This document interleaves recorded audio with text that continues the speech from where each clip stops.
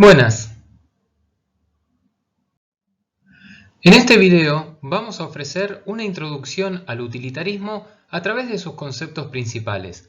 Más específicamente nos dedicaremos a la propuesta de Bentham, la defensa del principio de utilidad, objeciones en relación con los derechos individuales, objeciones en relación con la unidad común de valor, el utilitarismo de Mill y los derechos individuales, la distinción de placeres y algo más que placeres. Jeremy Bentham fue un filósofo moral y reformista legal inglés que vivió entre 1748 y 1832 y fundó la teoría ética del utilitarismo, un tipo de filosofía que, en la actualidad, tiene una vigencia muy significativa. Pero, ¿de qué se trata el utilitarismo? Su idea central es esta: una acción es buena, en términos morales, si maximiza la felicidad para el mayor número de personas. Esto es, al actuar tenemos que tener en cuenta todo el placer y todo el dolor que nuestra acción produce, y la cantidad de placer tiene que superar a la cantidad de dolor. Según Bentham, actuar moralmente equivale a realizar aquellas acciones que maximicen la utilidad.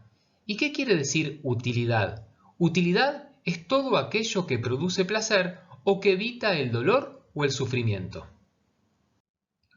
Evidentemente, se trata de una idea sencilla y convincente, pero ¿cómo se llega a este principio? A través del siguiente razonamiento. Toma como punto de partida el hecho de que a todos nos gusta el placer y nos disgusta el dolor. Buscar el placer y evitar el dolor conforman las principales motivaciones de nuestras acciones. De esto infiere que las sensaciones de dolor y placer, por un lado, gobiernan todo lo que hacemos y por el otro determinan qué debemos hacer. Entonces, la filosofía utilitaria reconoce este hecho y lo convierte en la base de la vida moral y política. De esta manera, propone como principio maximizar la utilidad, y este principio no debe regir solo para los individuos, sino también para los legisladores. Tal es así que, al debatir acerca de qué leyes o políticas deben llevarse a cabo, el Estado tiene que buscar maximizar la utilidad de la comunidad en su conjunto, puesto que ésta es entendida como un cuerpo ficticio compuesto por la suma de sus individuos. En otras palabras, tanto los ciudadanos como los legisladores deberían preguntarse, a la hora de tomar una decisión sobre una política, si sumamos todos sus beneficios y restamos sus costos, ¿producirá más felicidad que la alternativa? ¿Qué argumento esgrime Bentham para defender el principio moral de maximizar la utilidad? Según Bentham, todas las disputas morales no son otra cosa que disputas acerca de cómo se aplica el principio utilitario de la maximización del placer y la minimización del dolor, pero no discusiones acerca del principio en sí. Frente a quienes creen que la moral debe apoyarse en ciertos deberes absolutos, categóricos, derechos universales o naturales, Bentham replica que la única base a la que puede apelarse para defender esos deberes o derechos consiste en señalar que respetarlos maximiza la felicidad, al menos a largo plazo.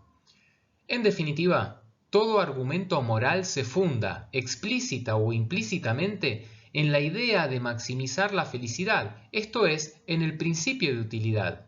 De esta manera, Bentham pensaba que su principio de utilidad ofrecía una ciencia de la moral que podría servir de fundamento a la reforma política.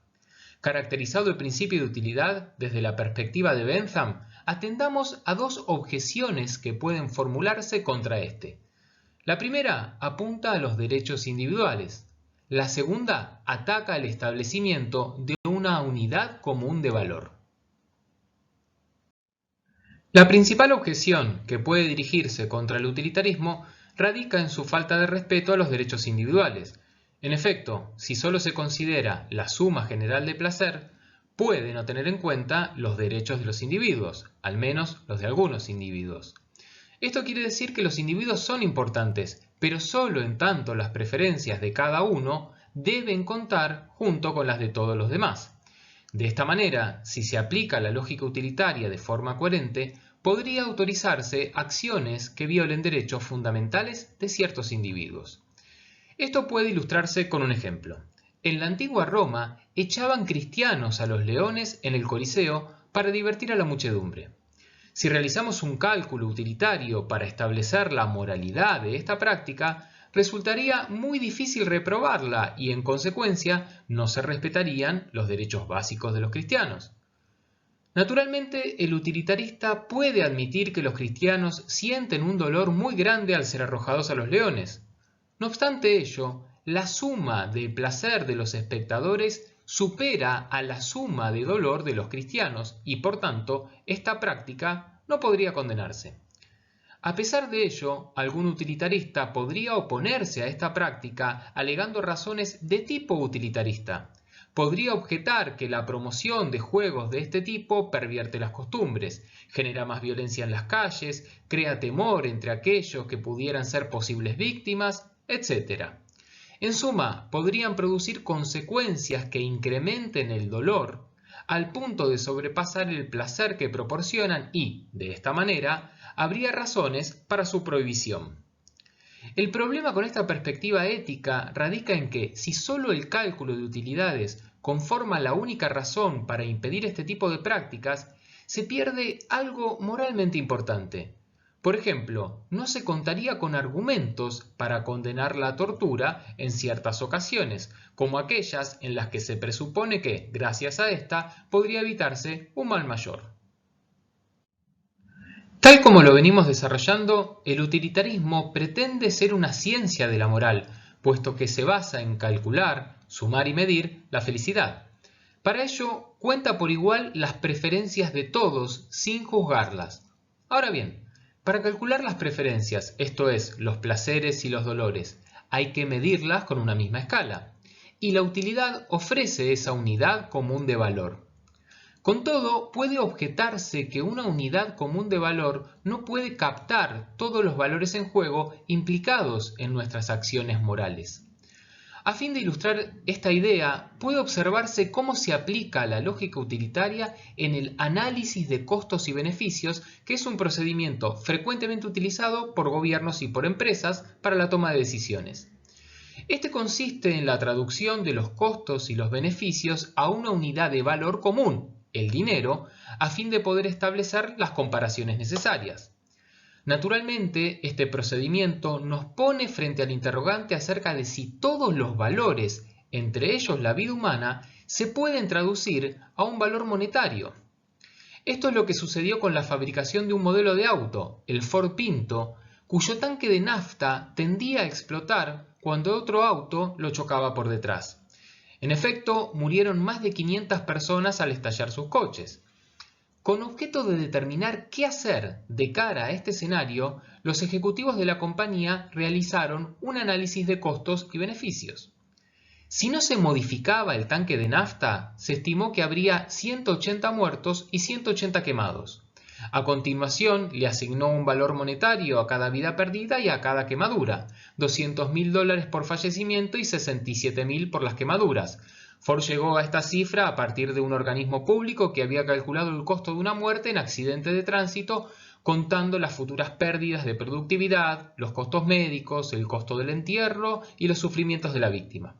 Sumó a estas cantidades el valor de los autos que probablemente arderían y calculó que el beneficio total de la mejora de la seguridad sería de $49,5 millones. Sin embargo, el costo de modificar el tanque de nafta era de $11 por auto. Pero si ese valor se multiplicaba por los 12,5 millones de vehículos que se fabricaban, alcanzaba a $137,5 millones. Por tanto, el fabricante llegó a la conclusión de que el costo de arreglar los tanques de nafta no resultaba compensado por el beneficio que se derivaría de fabricar autos más seguros. Pero, ¿se trata de un cálculo aceptable desde el punto de vista moral? ¿Puede valorarse en dólares de forma inequívoca una vida humana? A modo de resumen, el principio de utilidad de Bentham de la mayor felicidad queda expuesto a dos objeciones de peso. Por un lado, no reconoce de modo suficiente los derechos individuales ni la dignidad humana. Por el otro, comete el error de considerar cualquier asunto moral dentro de una escala única, sin establecer diferencias de placer y dolor. Estas objeciones conforman el punto de partida de la perspectiva de John Stuart Mill. Justamente se propuso reformular el utilitarismo a fin de que resultara más humano y menos calculador. La filosofía de John Stuart Mill busca armonizar el utilitarismo con los derechos individuales. Esto es algo patente en su famosa obra, publicada en 1859, Sobre la libertad, en la que desarrolla una enérgica defensa de la libertad individual. ¿Qué entiende por esta? Fundamentalmente, el principio que sostiene que las personas deben ser libres de hacer lo que quieran, siempre y cuando no perjudiquen a otros. Ciertamente, esta idea tiene sus implicancias. Una de las principales atañe a que el Estado no debe interferir en la libertad individual con el propósito de proteger a una persona de sí misma o para imponerle el modo de vida que la mayoría juzgue que sea la mejor. Bien por el contrario, en la medida en que no se perjudique a nadie más, no se debe rendir cuentas ante la sociedad. De esta manera, el individuo es comprendido como soberano de sí mismo, tanto sobre su cuerpo como sobre su mente. Ahora bien, ¿puede justificarse esta defensa de los derechos individuales a partir de las premisas del utilitarismo? Analicemos esto a partir de un caso hipotético. Supongamos que una mayoría desprecia a una pequeña religión y quiere prohibirla. Desde el punto de vista utilitario, es muy probable que hacerlo, aunque provoque dolor e infelicidad en los miembros de la religión, produzca la mayor felicidad para el mayor número de personas. Esto es, la felicidad colectiva de estos sobrepasará a la infelicidad de la minoría religiosa. El problema que pone en evidencia esta ilustración es que la utilidad no conforma un fundamento de la libertad religiosa fiable. A pesar de ello, nuestro filósofo mantiene que la defensa de la libertad individual depende por completo de asumir una postura utilitarista. A propósito de esto, declara que lo decisivo en todas las cuestiones éticas es la utilidad, pero aclara que se trata de la utilidad en un sentido más amplio, esto es, aquella que se apoya en los intereses permanentes del hombre en cuanto ser capaz de progresar. ¿Qué quiere decir esto? Que tenemos que maximizar la utilidad, no caso por caso, sino a largo plazo. Y, en el transcurso del tiempo, respetar la libertad individual conducirá a la mayor felicidad humana. En otras palabras, permitir que la mayoría prohíba la religión de la minoría o censure a disidentes o a los librepensadores quizá maximice la utilidad hoy, pero a largo plazo conducirá a que la sociedad esté peor y por tanto sea menos feliz. Pero, ¿qué razones emplea Mill para sostener esto? Varias. Entre ellas advierte que puede ocurrir que el punto de vista disidente corresponda a la verdad o a una parte de ella y que sirva de correctivo en relación con la opinión dominante.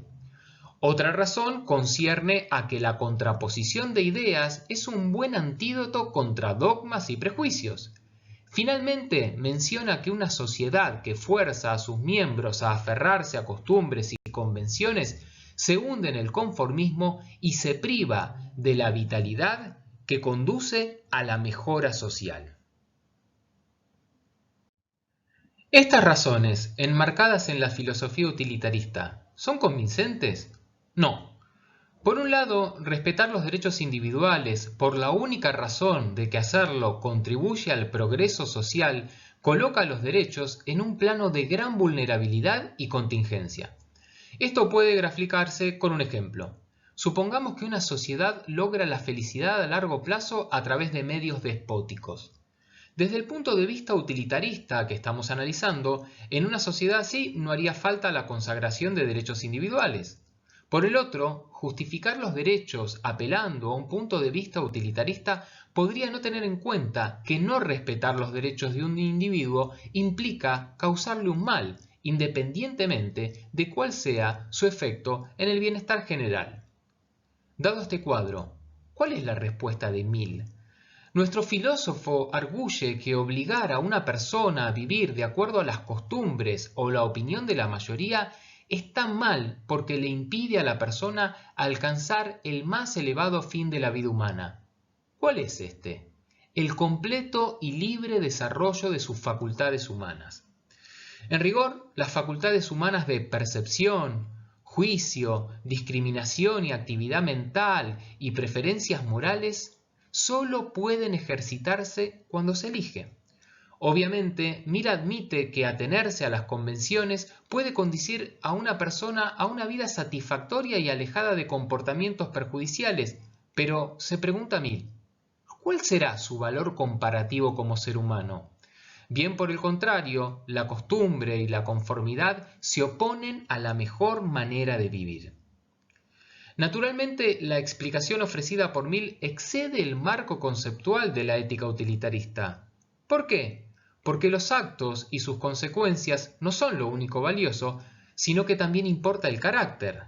Así, Mill recurre a ideas morales como el carácter y el florecimiento humano que van más allá de la utilidad y, por tanto, no presenta realmente una reformulación del principio de Bentham, sino una suerte de renuncia a este.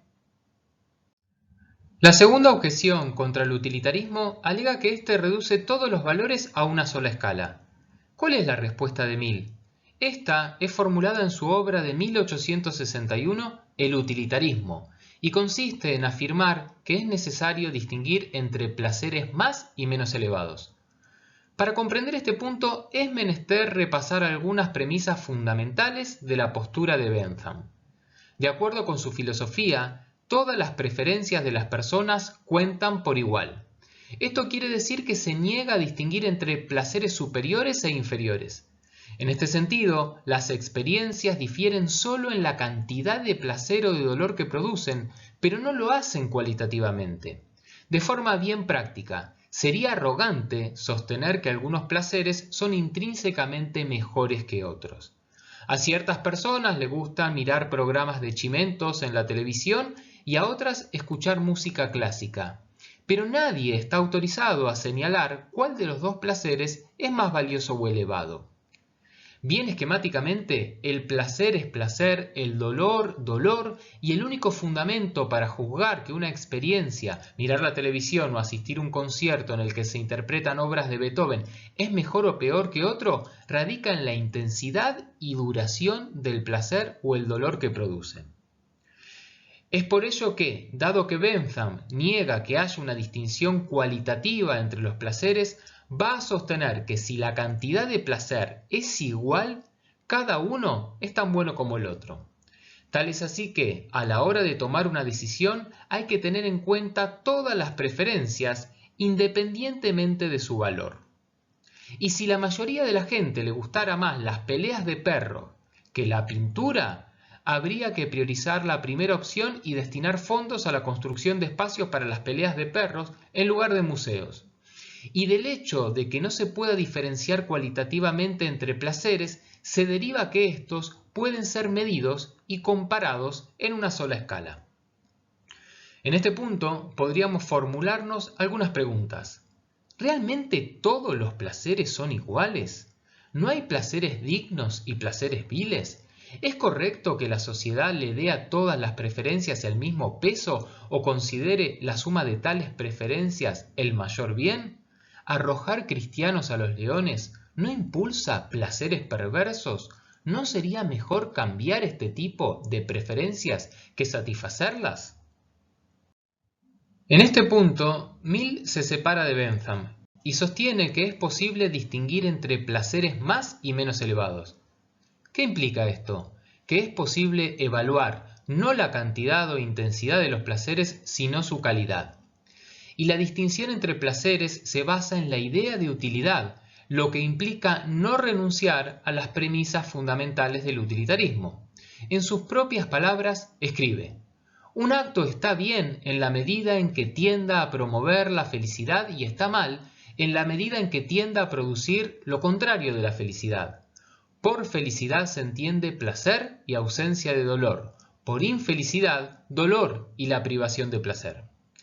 Y esta idea se apoya, cito nuevamente, en la teoría de la vida en que esta teoría de la moral se fundamenta, a saber, que sólo el placer y el estar libre de dolor son deseables en cuanto a fines, y que todo lo que es deseable, bien por el placer que le es inherente, bien por ser un medio para la promoción del placer y la prevención del dolor.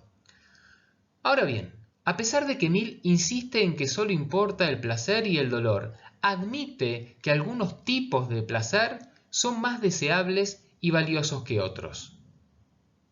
Y esto nos lleva a una nueva pregunta. ¿Cómo se determina qué placeres son cualitativamente superiores? Mill propone un criterio simple. En sus propias palabras, de dos placeres, si hay uno que es el preferido por todos o casi todos los que han experimentado los dos, sin que medie sentimiento alguno de que se tiene la obligación moral de preferirlo, ese será el más deseable. Como mencionamos recién, este criterio se inscribe en la idea utilitarista de que la moralidad se funda por completo en nuestros verdaderos deseos. Sin embargo, este criterio, para distinguir cualitativamente entre los placeres, es pasible a la objeción que observa que muy frecuentemente preferimos los placeres cualitativamente inferiores a los superiores.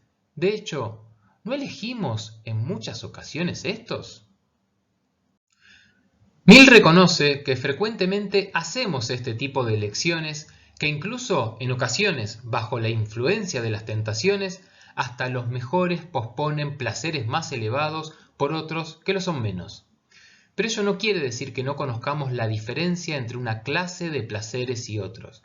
Además, añade que no estamos dispuestos a cambiar una vida que involucra nuestras facultades superiores por una vida de contento vulgar.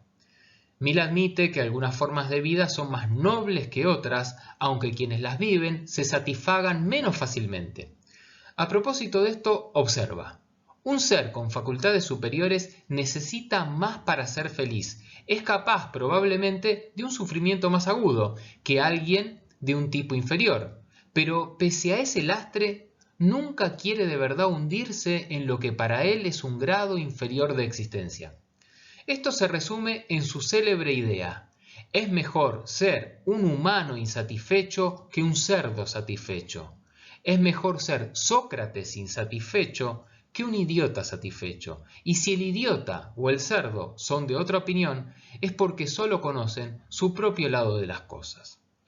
Esta expresión significa que no estamos dispuestos a cambiar una vida que involucra nuestras facultades superiores por una vida de contento vulgar. ¿Por qué? Porque activar nuestras facultades superiores nos vuelve más plenamente humanos. En sus propias palabras, otra vez, la razón estriba en el amor a la libertad y la independencia personal. Y concluye, cito nuevamente, que el nombre más apropiado que cabe darle es el de sentido de la dignidad, que todos los seres humanos poseen de una forma u otra. A modo de cierre, puede concluirse que, a pesar de sus esfuerzos por mantenerse en el horizonte conceptual del utilitarismo, Mill se sale de este.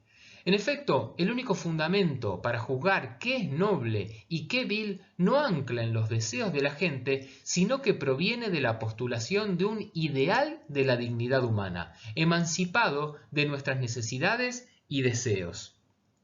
De esta manera, exime al utilitarismo de la acusación de que lo reduce todo a un frío cálculo de placeres y dolores, pero el precio que paga es acudir al ideal moral de la dignidad humana y de la personalidad, que no puede explicarse desde el marco conceptual de la utilidad.